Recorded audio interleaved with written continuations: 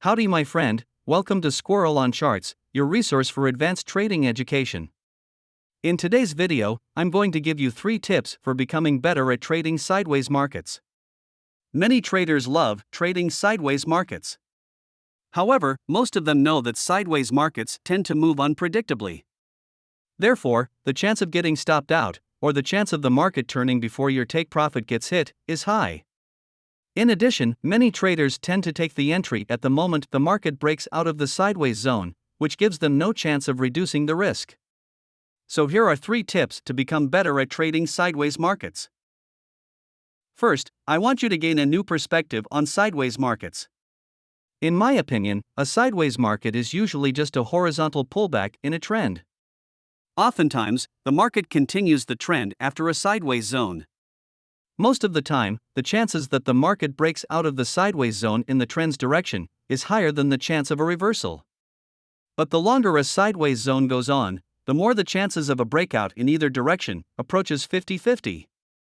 Still, for a slightly better probability, I would encourage you to only trade sideways markets in the direction of the trend. So let's look at tip number 1. When trading sideways markets, you have a ton of options for your stop loss. But there is one stop loss that no one talks about, which is by far the best possible stop you can choose. This one is based on the market move that leads towards the sideways markets. If you look at the 2 pictures below, you can see the market moves highlighted in blue. Again, a sideways market is usually a horizontal pullback of a trend. Therefore, you will almost always find a strong market move in the trend's direction that leads to the sideways market. Of course, you can only use this stop loss when trading in the direction of the trend. But the chance that you won't get stopped out while the market stays in the sideways zone is excellent. So where exactly do you place the stop loss, based on the market move that leads towards the sideways market? There are 2 options in general. First, you could use a small pullback in that market move as your place for the stop loss. But my favorite place is right before the move takes up momentum. In the 2 pictures below, you can clearly see at which point the 2 moves started to get stronger, almost like a breakout. Using the beginning of these strong moves is a pretty good place for your stop loss. Now you know where to place your stop loss. Let's jump to tip number 2. This one is all about the take profit. In general, you have 2 different options. You can either place the take profit at the opposite side of the sideways markets or right in the middle. In the picture below, the green area is the zone for your entries.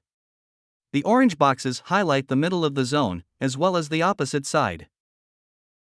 Which of the 2 take profits you choose is up to you and your trading strategy, as well as the risk-reward ratio you want.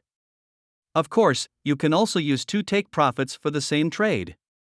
You could take 50% of your profits in the middle of the zone, while keeping the other 50% open for your take profit at the opposite side of the sideways market.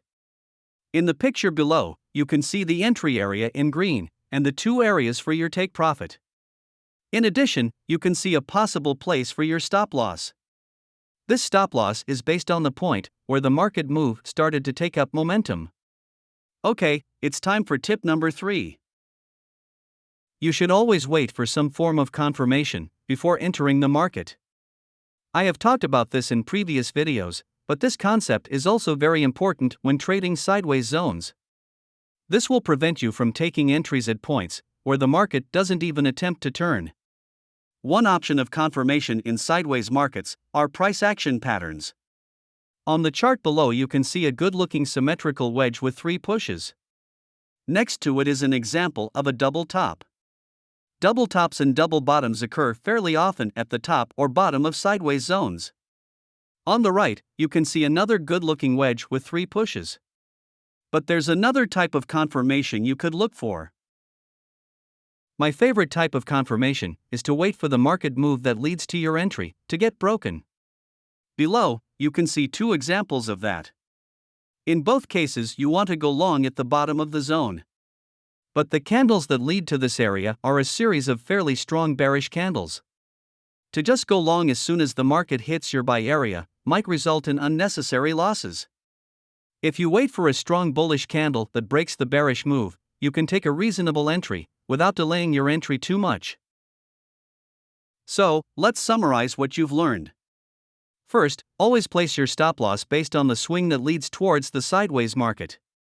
Second, make sure to either use the opposite side of the zone or the middle of the sideways market as your place for the take profit.